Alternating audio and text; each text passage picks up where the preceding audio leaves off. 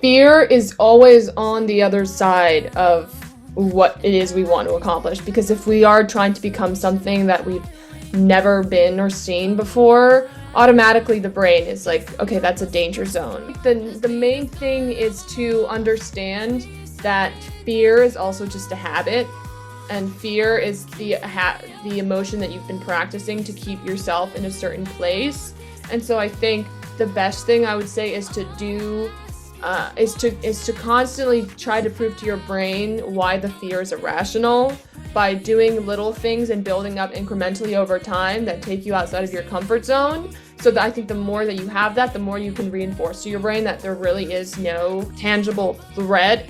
And I also think the other thing that's really helped me is the fear of what happens if you stay stagnant and don't do it. What is going to happen if you don't take action in a year from now? You're going to be exactly where you are, and you're going to run into the same issues and problems. And so that fear also really drives me of, I do not want to be where I am right now in a year from now. And I don't want to just sit here and wallow in whatever it is.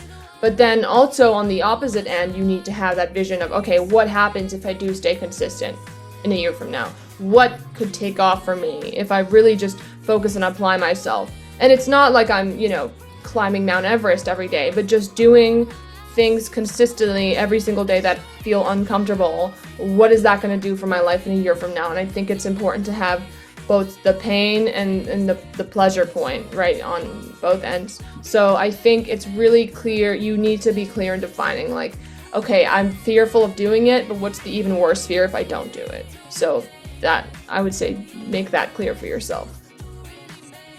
Hello everyone, welcome to another episode on Your Health is Your Greatest Wealth. I have the pleasure of introducing a very talented young lady by the name of Cybele Fasquelle.